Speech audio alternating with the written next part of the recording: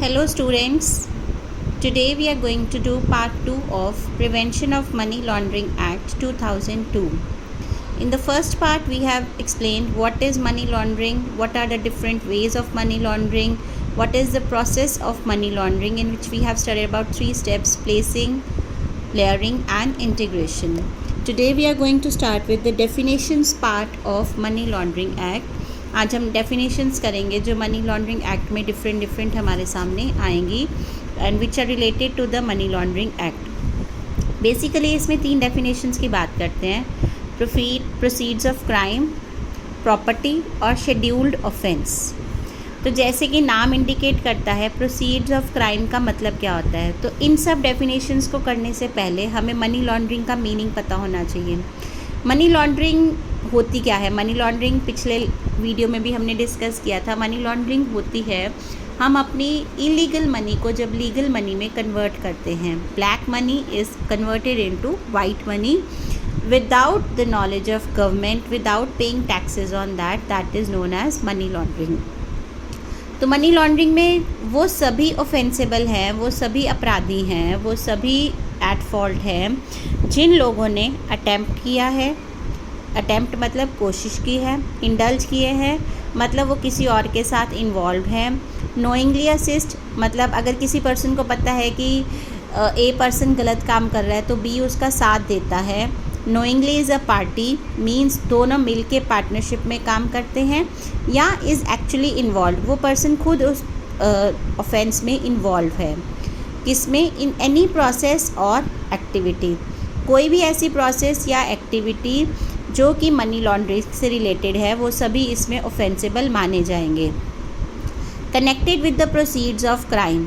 अगर आपने कोई गलत काम किया है और आपने उस पैसे का आपने क्या किया है? नंबर 1 कंसीलमेंट, आपने उसको छुपाया है. पोजेशन, आपके पास वो पैसा है. एक्विजिशन और यूज़, आपने उसको यूज़ किया है या उससे कुछ भी एक्वायर किया है. एंड प्रोजेक्टिंग और claiming it as untainted property shall be guilty of offence of money laundering. कोई भी पर्सन जो इन कामों में इंक्लूडेड है या किसी के साथ देता है, कौन से काम? जो आपने मनी लॉन्ड्रिंग की है उससे जो भी आपको पैसा मिला है, जो भी आपने ब्लैक मनी आपके पास है, अगर आप उसको कन्वर्ट करने की कोशिश कर रहे हो, छुपा रहे हो, आपने उस पैसे को यूज़ किया है और आप बाद में पकड़े जाने पर ये प्रोजेक्ट करते हो या ये क्लेम करते हो कि ये प्रॉपर्टी बिल्कुल साफ़ सुथरी है, और अगर आप पकड़े जाते हो then you are involve, then you are guilty of offence of money laundering. फिर आप मनी लॉन्ड्रिंग के लिए गिल्टी माने जाते हो कि आपने मनी लॉन्ड्रिंग की है. सेकंड डेफिनेशन है proceeds of crime. Proceeds of crime का मतलब क्या होता है? एनी प्रॉपर्टी डिराइव्ड और ऑब्टेन्ड. आपने कोई भी प्रॉपर्टी खरीदी है या हासिल की है डायरेक्टली और indirectly by any person as a result of criminal activity relating to the schedule offense or the value of any such property where such property is taken or held outside the country then the property equivalent in value held within the country. आपने जो भी money laundering की थी उस पैसे से अगर आपने कोई प्रॉपर्टी खरीदी है या हासिल की है और उसका किस वजह से? As a result of criminal activity, वो एक्टिविटी जिसको कि उन्होंने ऑफेंस मान रखा है इस एक्ट के अंडर, उन सब चीज़ों को हम क्या बोलेंगे? Proceeds of crime. अगर आप कोई भी प्रॉपर्टी खरीदते हो चाहे इंडिया में या इंडिया के बाहर, और अगर आप इंडिया के बाहर ख़रीदते हो तो उसकी वैल्यू क्या मानी जाएगी? जो उस हमारी कंट्री में उस टाइम पे उसकी वैल्यू होगी, तो वो उन सभी वैल्यूज़ को हम क्या मानेंगे? Proceeds of crime. Property derived, property कैसे ली? As a result of criminal activity, और वो क्रिमिनल एक्टिविटी कहाँ पे मेंशन्ड है? It is mentioned in the schedule of the act. और उस वैल्यू की प्रॉपर्टी को, जो उस प्रॉपर्टी की वैल्यू है, that will be equal to the proceeds of crime. Suppose उस प्रॉपर्टी की वैल्यू 10 लाख है तो उस प्रोसीड्स ऑफ क्राइम भी किसके इक्वल हो जाएंगे? 10 लाख रुपए के. अब इसमें हमने प्रॉपर्टी की बात की है तो वो प्रॉपर्टी क्या होगी? प्रॉपर्टी कुछ भी हो सकता है. It can be assets, corporeal और इनकॉर्पोरियल. कॉर्पोरियल मतलब कॉर्पोरेट. कंपनीज़ भी हो सकती हैं, आपने कोई कंपनी ख़रीद ली है, या वो नॉन कंपनी भी हो सकती है. मूवेबल और इमूवेबल, वो प्रॉपर्टी मूवेबल भी हो सकती है, इमूवेबल भी हो सकती है, टेंजिबल या इंटेंजिबल भी हो सकती है. And it includes deeds and instruments evidencing title to और इंटरेस्ट इन सच प्रॉपर्टी और एसेट्स वेयर एवर लोकेटेड. कोई डीड, कोई पेपर्स, कहीं पे आपने इन्वेस्टमेंट कर रखे हैं पैसे की, मतलब जो भी कोई पेपर आपको ये प्रूव करता है कि आप उस चीज़ के टाइटल आपके पास है, आप उस चीज़ के ओनर हो, ऐसी कोई भी चीज़ें आपको क्या वो डिफ़ाइन करेंगी, that will be defining property. Property includes property of any kind used in the commission of an offence under this act और any of the scheduled offences. उसके बाद बात आती है पेमेंट सिस्टम की. इसमें पेमेंट सिस्टम को कैसे डिफ़ाइन किया है. It means a system that enables payment to be effected between a payer and a beneficiary involving clearing, payment और सेटलमेंट सर्विस और all of them. Payment system मतलब दो पार्टीज़ होती हैं, एक होती है पेयर और एक होता है बेनिफिशरी. उनमें क्या होगा, वो क्लियरिंग करेगा पेमेंट की और सेटलमेंट सर्विस, दोनों पार्टीज़ में जो सेटलमेंट होनी है उस चीज़ को भी वो करेगा. इसको हम क्या बोलते हैं, payment system. It include system enabling credit card operation इसमें इंक्लूड होंगे, डेबिट कार्ड ऑपरेशन इसमें इंक्लूड होंगे, smart card operations, money transfer operations या और कोई इन्हीं से मिलते जुलते operations, they will all be included in payment system. The term schedule offence, अब हमने शेड्यूल ऑफेंस की बात की थी. शेड्यूल्ड ऑफेंस मतलब इस शेड्यूल जो मनी लॉन्ड्रिंग का शेड्यूल है उसको 3 पार्ट्स में डिवाइड किया है, part A, part B and part C. जो इन तीनों पार्ट्स में स्पेसिफाइड होंगे ऑफेंसेस, वो सब क्या हो जाएंगे, शेड्यूल्ड ऑफेंसेस. ऑफेंसेस का मतलब होता है कोई भी आपने मिस्टेक, कोई अपराध किया है. ऑफेंस का मतलब होता है अपराध करना. तो अगर आप part A, part B, part C के अंडर कोई भी अपराध करते हो इस एक्ट में, तो वो सभी शेड्यूल्ड ऑफेंसेस माने जाएंगे. शेड्यूल्ड का मतलब होता है जो शेड्यूल में आते हैं.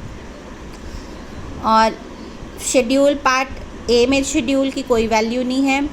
पार्ट बी में वो वाले ऑफेंसेस आएंगे जिनकी वैल्यू 1 करोड़ रुपए या उससे ज़्यादा है. और पार्ट सी में अलग से ऑफेंसेस मेंशन्ड होंगे. नेक्स्ट डेफिनेशन है ट्रांसफ़र. ट्रांसफ़र मतलब कैसे ट्रांसफ़र करेंगे मनी लॉन्ड्रिंग में. सेल कर सकते हैं किसी प्रॉपर्टी को परचेज़ कर सकते हैं. Mortgage, pledge. मॉर्टगेज और प्लेज में आपको डिफरेंस पता ही है. प्लेज होते हैं मूवेबल गुड्स के लिए, मॉर्टगेज होता है इमूवेबल गुड्स के लिए. किसी को आप गिफ्ट दे रहे हो, लोन दे रहे हो या कोई और भी ट्रांसफ़र जिससे कि जो टाइटल है या पोजेशन ऑफ गुड्स है वो एक पर्सन से दूसरी जगह मूव कर जाता है. इसके अलावा कुछ डेफिनेशंस हैं बैंकिंग कंपनी की. Banking company banking regulation act 1949 के अंडर जो भी अप्लाई करती है. बेनिफिशियल ओनर कौन होता है. बेनिफिशियल ओनर होता है जो ये सारा चीज़ें कंट्रोल करता है, जो अपने क्लाइंट को कंट्रोल करता है, उसके बिहाफ पे ट्रांजैक्शंस करता है और जिसका किसी भी पर्सन के ऊपर डायरेक्टली कंट्रोल होता है. क्लाइंट कौन होता है. क्लाइंट होता है जो फाइनेंशियल ट्रांजैक्शन में इन्वॉल्व होता है और जिसके बिहाफ पे कोई ट्रांजैक्शन हो रही होती है. बेनिफिशियल ओनर होगा जो करता है ट्रांजैक्शन, बट जिसके बिहाफ पे की जाती है उसको हम क्या बोलते हैं, क्लाइंट. फाइनेंशियल इंस्टीट्यूशंस जो पैसे में इन्वॉल्व रहती है, जैसे रिज़र्व बैंक ऑफ इंडिया ने डिफ़ाइन किया है कोई भी chit fund company, housing finance institutions, authorised person, payment system operator कोई भी हो सकता है, NBFCs हो सकती हैं, and department of post in the government of India. मतलब कोई भी ऐसी इंस्टीट्यूशंस जहाँ पे पैसों का लेन देन आराम से हो सकता है उनको हम डिफ़ाइन करते हैं फाइनेंशियल इंस्टीट्यूशंस. उसके बाद बात आती है इंटरमीडियरीज़ की. इंटरमीडियरीज़ कौन होंगे, जो पैसों का लेन देन करते हैं. मींस जो सेलर और परचेज़र को कॉन्टैक्ट बनाते हैं. Stock broker, sub broker, share transfer agent, bankers to an issue, trustees to a trustee, registrar to an issue, merchant banker, underwriter, portfolio managers, investment advisors, intermediaries associated with securities marked and registered. An association recognized or registered under the forward contract. Intermediary registered by the Pension Fund Regulatory and Development Authority. A recognized stock exchange referred to in and securities. ये सब कौन है? Intermediaries. जो भी persons इन institutions या authorities के साथ जुड़ा हुआ है उसको हम क्या बोलते हैं? इंटरमीडियरीज। उसके बाद रिकॉर्ड्स, जो रिकॉर्ड्स हम मेंटेन करते हैं in the form of books और स्टोर्ड इन अ कंप्यूटर। और भी कोई अगर फॉर्म होगा तो वो बताना है।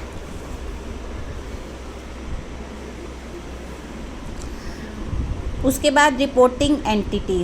रिपोर्टिंग एंटिटी मीन्स वो पर्सन जो रिपोर्ट करेंगे जिनके पास कोई भी रिकॉर्ड्स वगैरह रखने के लिए आया होगा, जैसे banking company, financial institutions, intermediary और person carrying on a designated business और प्रोफेशन।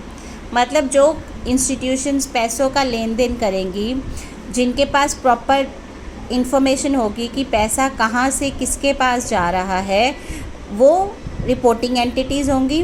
उनके पास सारे रिकॉर्ड्स मेंटेन होंगे, सब कुछ उनके पास अवेलेबल होगा। और जब भी इस एक्ट के अंडर कोई भी पर्सन उनसे कोई रिकॉर्ड मांगेगा तो they have to report to them, इसीलिए इनको हम रिपोर्टिंग एंटिटी भी बोलते हैं। मीन्स कोई स्टॉक ब्रोकर्स, शेयर्स, कोई भी ऐसा काम कर रहे हैं, बैंक वालों के पास पैसा आ रहा है, कोई भी फाइनेंशियल इंस्टीट्यूशन के पास पैसे की ज़्यादा मूवमेंट हो रही है, तो they have to report to the proper authorities. तो ये थी कुछ डेफिनेशंस इस एक्ट में। आगे हम बात करते हैं punishment for the offence of money laundering, section 3 and 4। Section 3 and 4 of the act बताता है कि मनी लॉन्ड्रिंग करने वाले के लिए क्या क्या पनिशमेंट है इस एक्ट में। Section 3 deals with the offence of money laundering which has been discussed in the definition part above. जितनी भी अभी हमने डेफिनेशंस की हैं वो सब सेक्शन 3 के अंडर कवर होती है। Section 4 provides for the punishment of money laundering. वो कहता है कि whoever commits the offence of money laundering shall be punishable with rigorous imprisonment for a term which shall not be less than 3 years but which may extend to 7 years and also be fine. Money laundering करने वाला कोई भी person बहुत ज़्यादा strict punishment के लिए है responsible, और जो पनिशमेंट है that is imprisonment which is not less than 3 years and which में एक्सटेंड टू 7 years, और उसके साथ साथ उसको फ़ाइन भी लगेगा। वो कहता है कि बट अगर proceeds of the crime involve relates to any offence specified under paragraph 2 of part A of schedule. इस शेड्यूल में पार्ट ए में अगर प्रोसीड्स ऑफ क्राइम किससे रिलेटेड हैं, narcotic drugs and psychotropic substances etcetera 1985। मतलब अगर आपने ड्रग्स बेच के पैसा कमाया है, ड्रग्स के बिज़नेस में आप कहीं पे भी इन्वॉल्व थे, तो जो 7 years वाली पनिशमेंट है वो एक्सटेंड हो जाएगी अप टू 10 years। मीन्स 3 साल तो कम से कम है। अगर आपके जो मनी लॉन्ड्रिंग वाले पैसे हैं वो आपने ड्रग्स से कमा रखे हैं, अपने ऐसे चीज़ों से कमा रखे हैं, तो आपकी जो पनिशमेंट है वो 7 साल की नहीं, वो कितनी हो जाएगी? 10 सालों की। तो ये उसने एक चार्ट में ये सारा कवर अप कर रखा है। फ़ाइन तो लगेगा ही लगेगा, बट अगर आप शेड्यूल पार्ट ए के शेड्यूल में कवर अप होते हो तो आपका मिनिमम 3 years और मैक्सिमम 10 years है। बट अगर आप schedule part A of schedule और उसके पैराग्राफ 2 में नहीं आते हो, फिर आपका जो है वो 3 years to 7 years तक का ही रह जाएगा। So this is the punishment for the offence of money laundering under section 3 and under section 4. अब बैंकिंग कंपनीज और फाइनेंशियल इंस्टीट्यूशंस और इंटरमीडियरीज का क्या रोल है? अब हमने पहले भी डिस्कस किया कि these 3 are reporting entities for the authorities under money laundering act. तो इनका काम क्या है? Number 1 maintenance of record. और मेंटेनेंस ऑफ रिकॉर्ड इस तरह से करनी है कि इंडिविजुअल ट्रांजैक्शंस को भी रीट्रेस किया जा सके, रिकंस्ट्रक्ट किया जा सके। और जब भी डायरेक्टर उनसे इन्फॉर्मेशन मांगेगा, जिस मैनर में मांगेगा उस मैनर में वो इन्फॉर्मेशन उनको देनी पड़ेगी। वो अपने क्लाइंट्स को वेरीफाई कर सकते हैं, बेनिफिशियल ओनर्स को भी वेरीफाई कर सकते हैं अगर वो क्लाइंट्स के अकॉर्डिंगली काम करते हैं। Maintain record of documents evidencing identity of its clients and beneficial owners as well as account files and business corresponding relating to its clients। मतलब सारी रिकॉर्ड्स का, सारी ट्रांजेक्शन्स का रिकॉर्ड करना है, और डायरेक्टर जिस फॉर्म में मांगेगा उस फॉर्म में वो इन्फॉर्मेशन देनी है। क्लाइंट्स और बेनिफिशियल ओनर्स की आइडेंटिटी को वेरीफाई करना है, और रिकॉर्ड्स को इस तरह मेंटेन करना है कि कल को अगर आइडेंटिटी के लिए उनके एविडेंस भी चाहिए तो वो एविडेंस भी वो रिपोर्टिंग एंटिटीज़ या फाइनेंशियल इंस्टीट्यूशंस उनको प्रोवाइड करवा सकें। सारी इंफॉर्मेशंस कॉन्फिडेंशियल होनी चाहिए ताकि जब भी मांगी जाए तब उनको प्रोवाइड कोई और उसको यूज़ ना कर सके। और उनको रिकॉर्ड्स मेंटेन करने हैं for a period of 5 years from the date of transaction between client and reporting entity. जब वो क्लाइंट आपके पास आया है उसके 5 साल तक आपको उसका रिकॉर्ड मेंटेन करके रखना है। और अगर वो बंद भी कर जाता है तो भी आपको वो रिकॉर्ड आपके पास 5 साल तक होना चाहिए। और सेंट्रल गवर्नमेंट किसी रिपोर्टिंग एंटिटी को एग्जम्प्ट भी कर सकती है इस तरह की कोई भी रिस्पॉन्सिबिलिटी ओवरटेक करने से। Access to information. Access to information मतलब डायरेक्टर किसी भी रिपोर्टिंग एंटिटी को बुला के कोई भी इन्फॉर्मेशन जो है वो मांग सकता है। ये देखो यहाँ पे उन्होंने एक चार्ट की हेल्प से शो किया है। डायरेक्टर मे call upon records any additional information, और फिर रिपोर्टिंग एंटिटीज़ को वो information with in prescribe time देनी पड़ेगी। और साथ के साथ जो इन्फॉर्मेशन फर्निश की है वो कॉन्फिडेंशियल भी रखनी पड़ेगी, वो और किसी के पास इन्फॉर्मेशन नहीं जानी चाहिए। और अगर वो ऐसा कोई काम नहीं कर पाते तो डायरेक्टर के पास पावर है कि वो उनके ऊपर फ़ाइन जो है वो लगा सकता है। नंबर 1 क्या है कि इंक्वायरी बिठा सकता है या उनके ऊपर फ़ाइन लगा सकता है। अगर ऐसा नहीं करता कि कुछ भी उन्होंने ऐसा काम नहीं किया है तो नंबर 1 वो वार्निंग इशू करेगा राइटिंग में और उनको डायरेक्ट करेगा कि वो उसकी इंस्ट्रक्शंस को कंप्लाई करें। और जैसे जैसे डायरेक्टर रिपोर्ट्स मांगेगा वैसे वैसे टाइम इंटरवल पे उनको रिपोर्ट्स जो है वो सेंड करें। उसके अलावा वो उनके ऊपर मॉनेटरी पेनल्टी भी लगा सकता है which will range from 10,000 to ₹1 lakh। The director shall forward a copy of the order passed under such to every banking company or who is a party to the proceedings। और अगर उस case में उन्होंने कोई काम नहीं किया या जो भी ऑर्डर पास करता है डायरेक्टर वो उसकी कॉपी फॉरवर्ड कर देगा जो भी कंपनीज़ या इंटरमीडियरीज उस प्रोसीडिंग में इन्वॉल्व रहेंगे। यहाँ पे अकाउंटेंट कौन होगा? चार्टर्ड अकाउंटेंट, जो भी उस इंस्टीट्यूशन या रिपोर्टिंग एंटिटी का होगा। और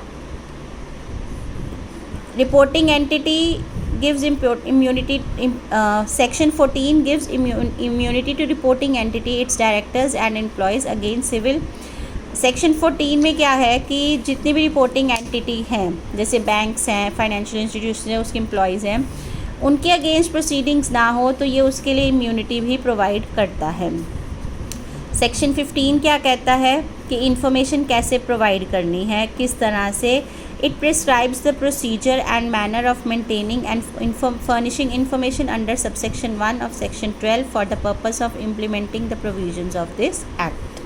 तो ये था बेटा आज का हमारा लेक्चर जिसमें हमने डेफिनेशंस पढ़ी हैं, हमने पनिशमेंट फॉर द ऑफेंस पढ़ा है और हमने बैंकिंग कंपनीज़ और फाइनेंशियल इंस्टीट्यूशंस का ऑब्लिगेशन पढ़ा है कि how they are accountable to the directors और to the authorities of money laundering, और उनको time to time information furnish करवानी पड़ती है जैसे जैसे पूछा गया है, जिस फॉर्मेट में पूछा गया है। और अगर वो इन्फॉर्मेशन नहीं फर्निश करवाते हैं तो उनके ऊपर monetary penalty 10,000 to 1 lakh rupees लगाई जा सकती हैं।